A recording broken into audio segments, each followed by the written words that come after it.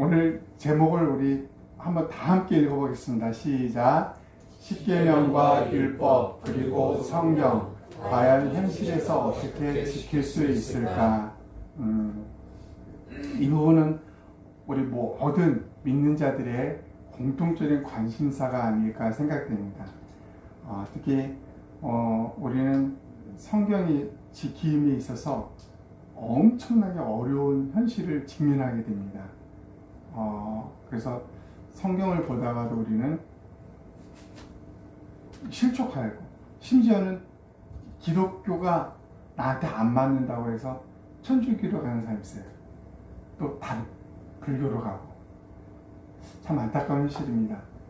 근데 이거를 우리가 성경을 보고 이거 나 지킬 수 없어, 이건 너무 어려워, 이게 정답이에요. 사실은 이게 정답. 그게 무슨 말인지 한번 우리가 살펴보도록 하겠습니다. 동전에는 항상 양면이 있습니다. 앞면이 있고 뒷면이 있고, 어느 한 면만 존재하진 않아요. 동전 양면, 앞뒤, 태양이 있으면 항상 그림자가 있는 것처럼, 이 율법에도 우리가 인지하지 못하지만은 이런 양면성이 있습니다. 여러분, 이 율법을 하나님이 우리에게 주신 가장 큰 이유가 뭐라고 생각하십니까? 율법이 존재하는 이유. 율법이 존재하는 이유. 그러니까 다른 말로 법이 존재하는 이유를 생각해 봅시다. 법이 왜 존재할까요? 법이 없으면 그럼 어떻게 될까? 우리 대한민국에 사람이 존재하지 않을 것 같습니다. 죽이기 때문에. 강자가 약자를 죽이는 게 동물의 색이잖아요. 그래서 이 법이, 율법, 특히 법이 중요한 것 중에 하나가 뭐냐면, 더 이상 법을 어겨서 범죄자로 살아가는 것을 막아주는 거예요. 막아주는 것. 이게 법의 정말 가장 중요한 역할을 하는 요소 중에 하나입니다. 율법도 동일합니다. 더 이상 이 이상 범하지 않도록 억제하는 거, 억제. 이게 막 풀린다 그러면 사람은, 여러분, 그런 영화도 있어요. 진짜 미국에 하루, 이 한날은 마음껏 살인하는 날. 그러니까 사람의 존재라는 게 법이 막지 않으면 엄청난 일이 벌어집니다. 그래서 두려워서, 그러니까 이 벌에 대한, 법을 어기면 벌에 대한 두려움 때문에 자제하는 거예요. 각 개인이 자제하고 있는 것입니다. 또 하나의 측면이 있습니다. 이거는 지금까지는 법을 잘 안 지키는 사람들에게 해당됐다면, 이번 것은 모두에게 해당되지만 그럼에도 불구하고 잘 지키는 사람들이 간과하는 것이 있어요. 율법에서 법을 잘 지키는 사람들이 간과하는 것. 유대인들이 그랬습니다. 유대인들이 너무나 잘 지켰는데, 너무나 잘 지켰어요.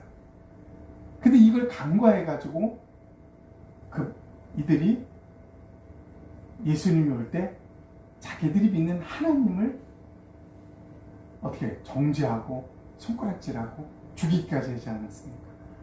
놓친 게 있었어요. 놓친 게. 잘 지킨다고 했던 이들이 놓친 게, 그게 무엇일까요? 그걸 우리가 알지 못하면, 지금도 여러분, 이스라엘의 유대인들은 예수님을 인정하지 않습니다.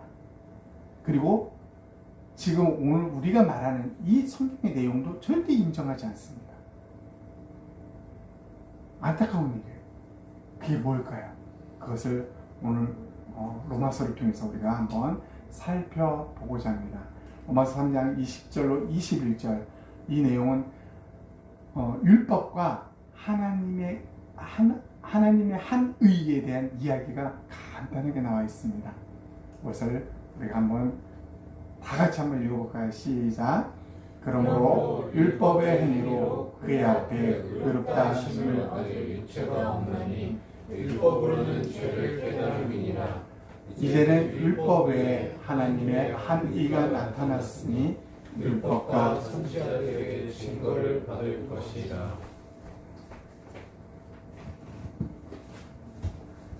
네, 아주 짧은 절이지만은 엄청난 사실을 우리에게 제시하고 있습니다. 율법의 행위, 그러니까 율법을 내가 지키겠다. 율법을 꼭 난 지키겠다. 바리새인들은 여러분 내가 여러 번 우리가 설교 중에 말씀드렸지 않았습니까? 율법을 지키는 데서 바리새인들보다도 절 철저하게 지켰던 사람들이 거의 없습니다. 정말 자기를 치고 복종하고 이 율법을 지키기 위해서 목숨을 기꺼이 내놓은 사람들이 바리새인 엄청나게 많이 죽었어요. 그들은 범접할 수 없는 그런 열심과 그 노력과 그 모든 것이 신앙심에 모든 게 있었어요.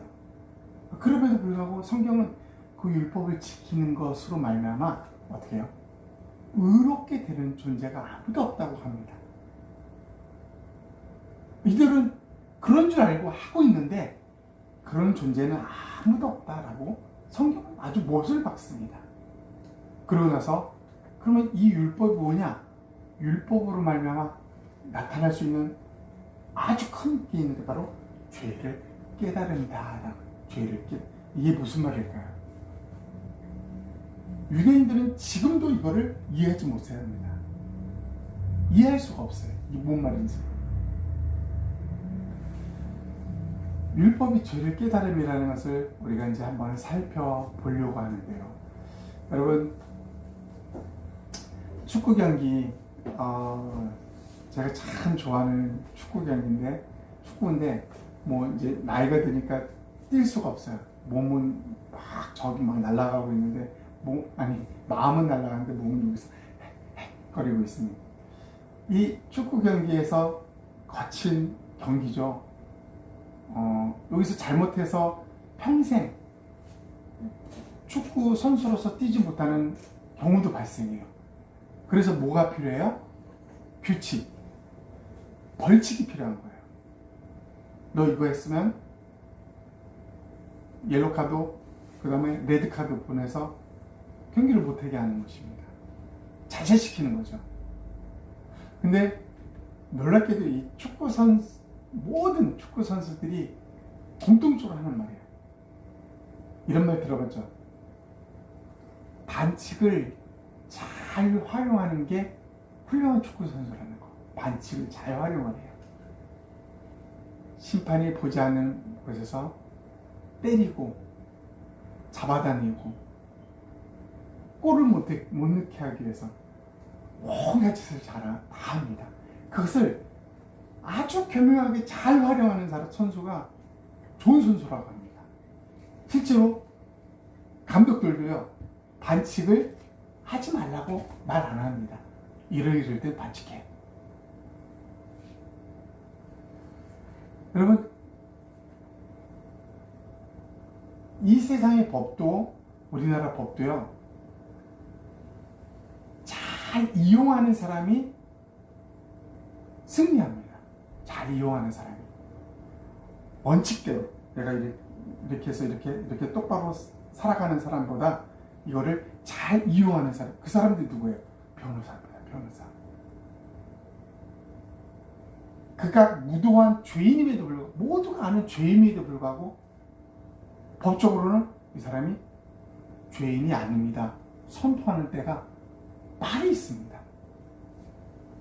예전에 미국에서 오제이 심슨이라고 사건 들어봤습니까? 오제이 심슨, 유명한 럭비 선수. 아내를 죽였는데 모두가 그 정황을 다 알고 있는데 뭐가 없어요? 결정적인 증거가 없는 거예요.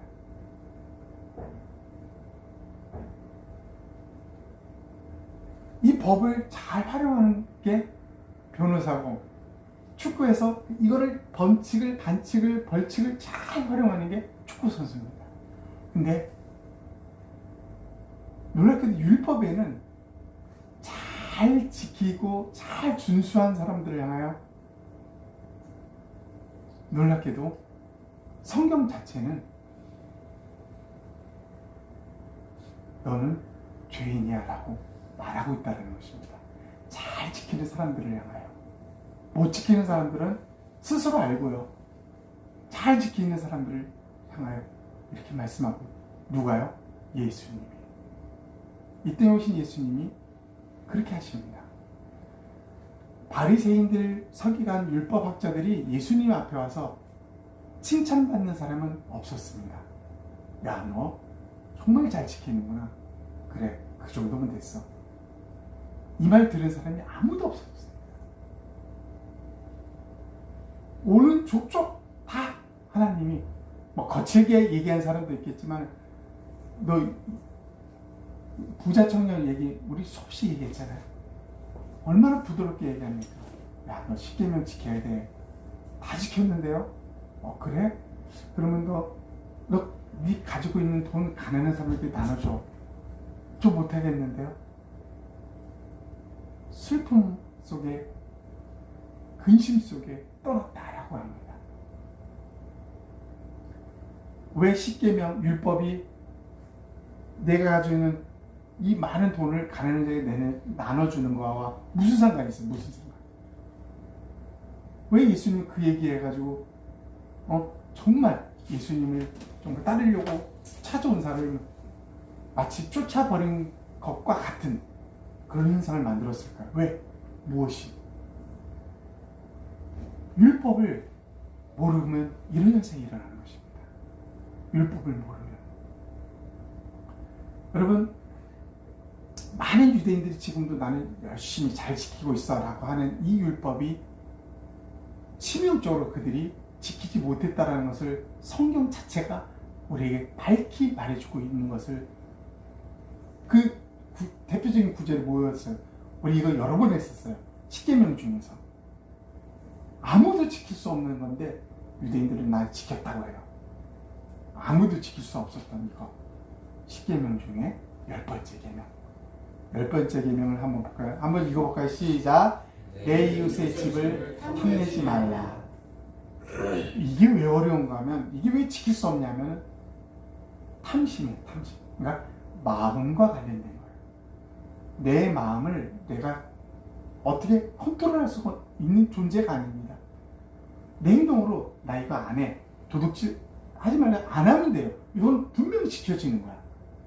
근데 탐심은 이게 내가 지킬 수 있다고 해서 지켜지는 게 아니라는 것입니다.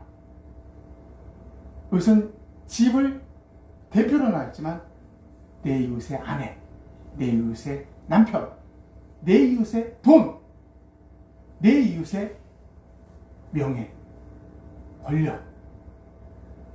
우리가 찾아보면 우리는 하루에도 수없이 이 10계명의 10번째 계명을 수시로 어기고 있다는 것입니다.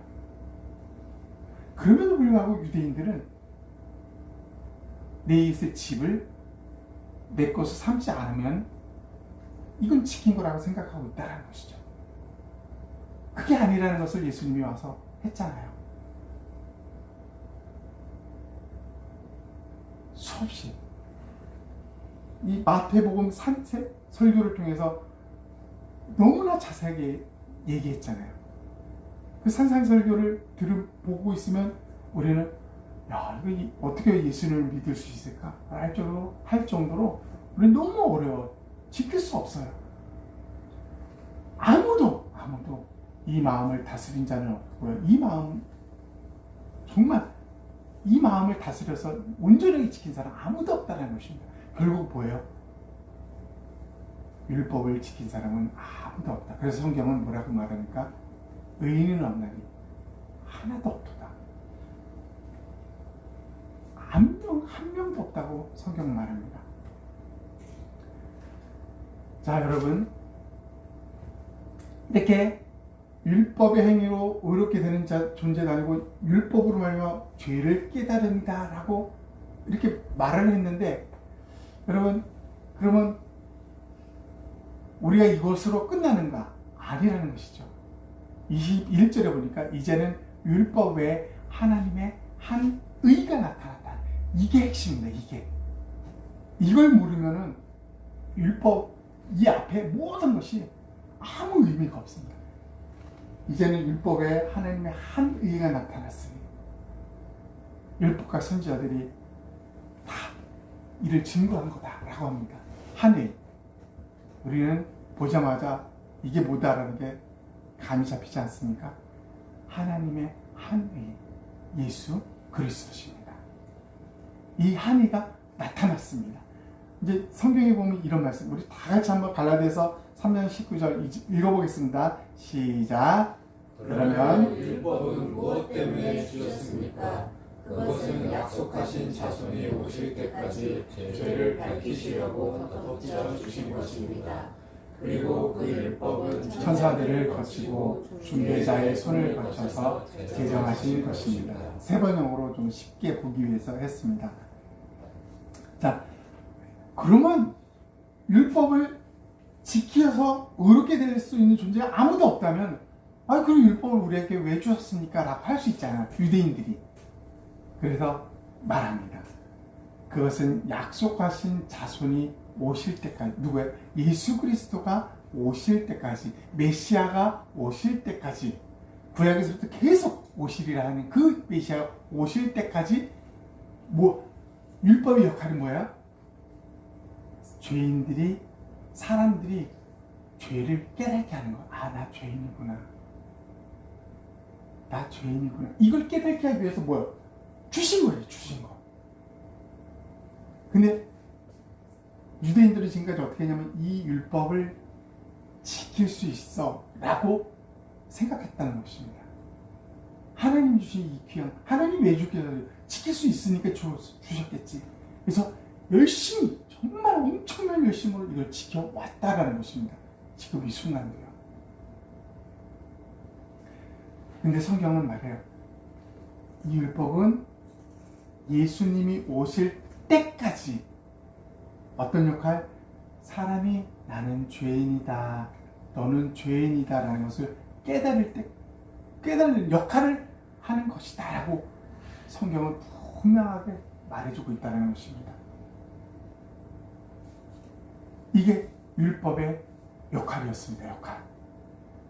여러분, 하나님의 한 예수 그리스도께서 오실 때까지 이 율법을 통해서 사람들은 쉽게 말하면 패대기 친 거예요. 율법이 모든 사람을 다 쓰러뜨리고 패대기 친 거예요. 뭐 하려고? 나는 할 수 없구나. 내가 죄인이구나. 요걸 알려주기 위해서 패대기 친 거예요. 근데 유대인들은 어떻게 했냐면 그 율법으로 말하면 더 기세가 든든해진 거예요. 나 이거 지킬 수 있어. 지금까지 다 지켜왔어. 율법의 역할은 숙여. 인간은 이것을 지킬 수 있는 존재가 없어. 행위로 말미암아, 지킴으로 말미암아, 네가 열심으로 말미암아 지킬 수 있는 존재는 아무도 없어. 이렇게 말하고 있는데 유대인들은 나 지킬 수 있어. 봐봐, 나 지킬 수 있지. 자손들에게도 너희도 지킬 수 있다고 합니다. 숙이지 않습니다. 엎드리지 않습니다. 나는 죄인이라는 사실을 고백하지 않게 합니다.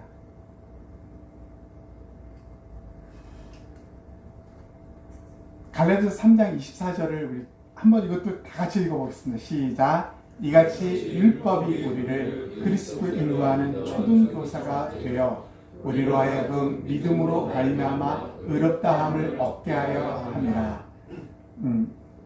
무슨 말이냐면 율법이 뭐예요? 초등교사가 되었다는. 율법은 초등교사야 라고 합니다. 초등교사. 예전 버전에는 뭐냐면 몽학선생 이렇게 써요. 몽학선생. 아주 어린아이가 성인이 될 때까지 인도하는, 지도하고 가르치는 그 지도교사를 몽학선생이라고 했어요. 이제 뭔가를 알 때까지, 아직 모르기 때문에 뭔가를 알 때까지 그 어린아이를 가르치는 초등교사. 언제까지요? 이 아이가 성인이 될 때까지. 성경적으로 말하면 예수 그리스도가 올 때까지는 뭐 율법이 초등교사가 돼서 가르치는 거야. 야, 이건 이렇게 하고 넌 이렇게 해야 돼. 네 하고 따라오는 거야. 따라와. 그렇게 해서 따라오는 사람이 있었을까요? 아무도 없었다는 거예요. 이 성경의 증거예요. 야, 너 이렇게 처음에 잘하는 것 같은 이것도 해 이것도 안 돼요. 넘어져요. 쓰러져. 저 안 되는데요. 저 정말 하고 싶어 잘 안 돼요. 다그치는 거야. 그래도 이거 해야 돼. 다그치는 거예요. 지치는 거예요. 아무것도 할 수 없는 그 상황을 이르기까지가 초등교사의 역할이었습니다. 언제까지요? 예수 그리스도가 나타날 때까지. 예수 그리스도가 딱 나타나서 야, 쓰러져 있는 존재를 향하여 뭘 하십니까? 붙들어 주는 거예요. 야, 너 할 수 없었지? 지금까지 해봤더니 어떠니? 얼마나 힘들었니? 네가 깨달을 수 있었던 건 뭐야? 나는 죄인이라는 사실. 내가 뭔가를 해보려고 했더니 안 된다는 사실. 나는 하나님 외에는 정말 바라볼 그런 아무런 존재가 아니라는 것을 철저히 깨닫는 게 율법의 역할이었습니다.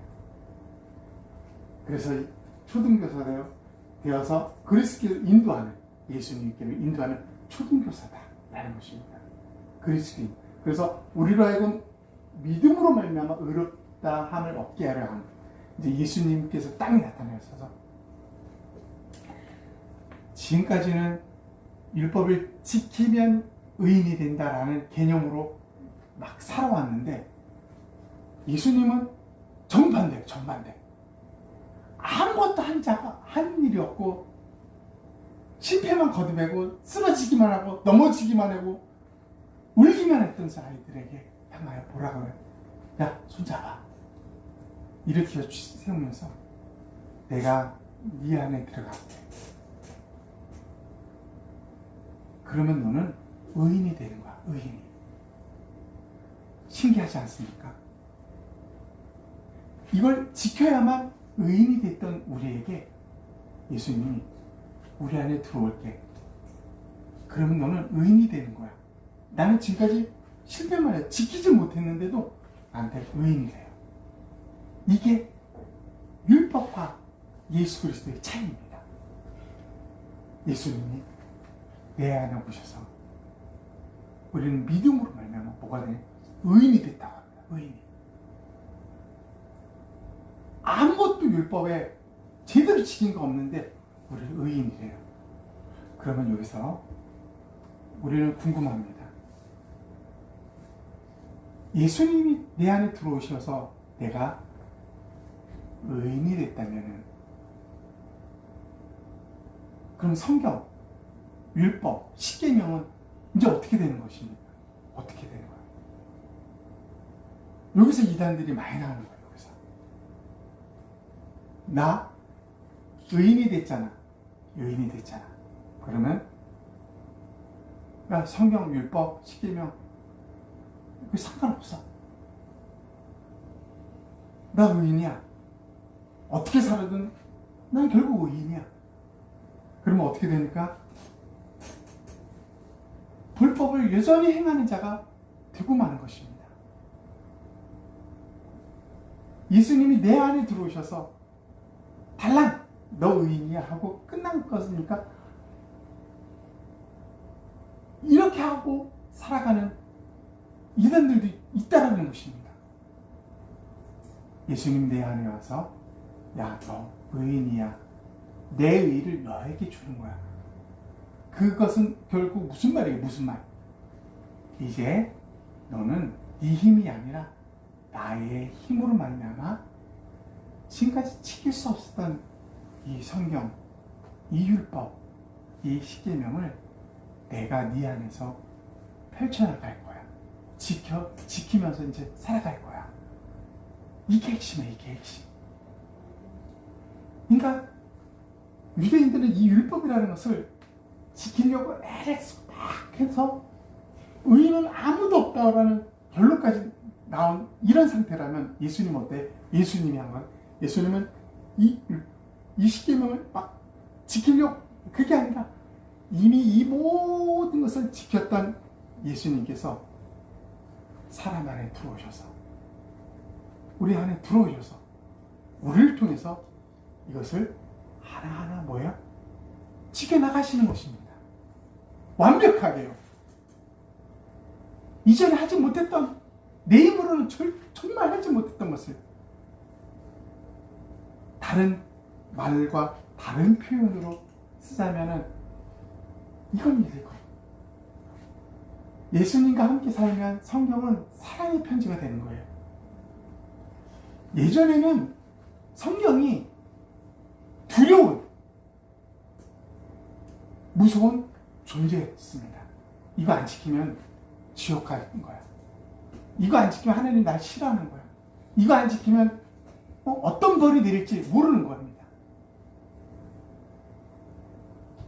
어떻게 법을 억지로 지키려고 하는 그런 사람들 모습과 같지 않습니까? 근데 예수님이 내 안에 들어오면 어떤 일이 벌어집니까? 이 성경이 딱딱한 법으로 보이는 게 아닙니다. 이 성경이 하나님이 나를 향한 사랑의 메시지라는 것으로 보이게 되는 것입니다. 두려움으로 이 성경, 율법, 십계명, 성경을 보려고 그러는 게 아니라 너무나 재미있게 달콤하게 하나님이 이런 말씀을 나에게 해주셨구나 보게 되는 것입니다. 예전에는 벌을 안 받기 위해서 억지로 지키려고 했던 그 성경 말씀이 지금 어떻게 해요?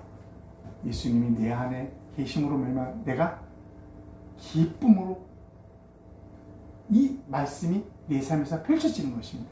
예를 들까요?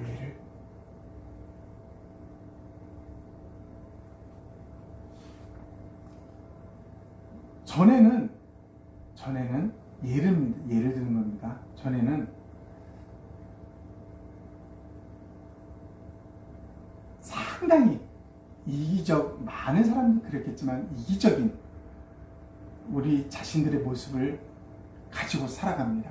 그래서 교회를 다녀도 예배를 드려도 이기적인 내 마음 때문에 누구에게 뭘 양보한다는 개념, 또 남을 뭐 돕는다는 개념, 이런 개념이 우리에게는 아주 엄청 많았죠. 그런 개념 자체가 없었죠. 누굴 돕는다. 그런데 어느 순간부터인가 예수님을 믿고 나서 길 가는 어떤 사람이 길을 묻는다면 예전과 다르게 그에게 친절하게 가르쳐 줍니다. 그래도 모르면 내 시간을 내어서 그분에게 그러면 저를 잠깐만 따라오세요 하고 같이 가주는 거야.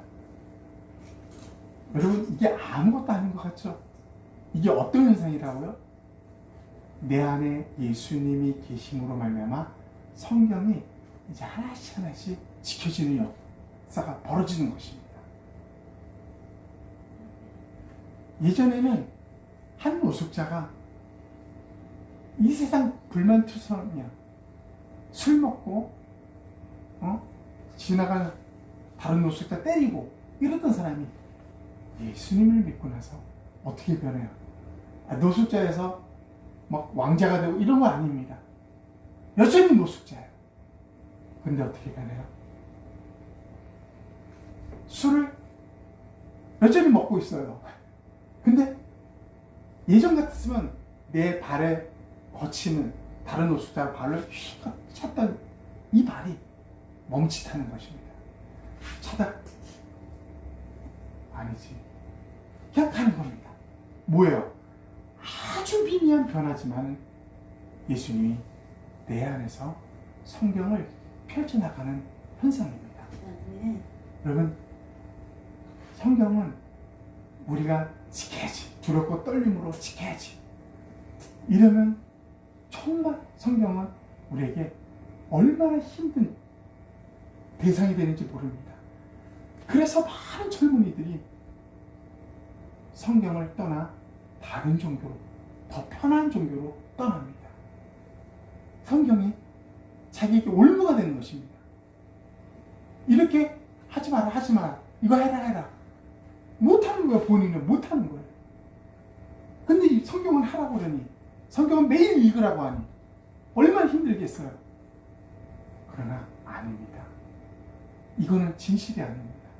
예수님, 그분으로 말미암아 우리는 정말 성경을 사랑의 편지로 정말 꿀송이처럼 단 하나님의 말씀으로 받아들이면서 그 성경이 사랑스럽게 느껴질 순간이 바로 제대로 예수님 믿는 것입니다. 이런 것을 우리는 제대로 예수님을 알고 제대로 성경을 알고 또 그렇게 제대로 하나님 자녀다운 모습으로 살아가야 되지 않겠습니까? 이러지 못한 젊은이들을 향하여 우리는 외쳐야 됩니다. 정말 교회를 떠나고 기독교를 떠나는 젊은이들, 그들에게 이 기독교보다 더 아름답고 재밌고 기쁜 종교가 이 세상에 어디 있는지를 분명하게 논리 정연하게 변증법으로 여러분은 말할 수 있어야 됩니다. 여러분 각자는 진짜 할 수 있어야 됩니다. 네, 오늘 말씀을 이제 마무리하면서요. 자, 여러분 오늘 말씀을 기억하면서 우리가 오늘 한 1분 동안 기도했으면 좋겠습니다. 성경 그리고 예수님과의 관계, 나는 어떻게 살았는지, 그리고 우리 앞으로 어떻게 살아가야 될지, 나 개인뿐만 아니라 우리 주위에 있는 젊은이들을 향하여, 많은 사람들을 향하여 이 성경을 어떻게 우리가 그들에게 제대로 알려줄지, 예수님 그분을 어떻게 제대로 알려줄지 우리가 좀 생각하면서 우리가 한번 1분 동안만 잠깐 기도를 나눴으면 좋겠습니다. 하나님 아버지 감사합니다.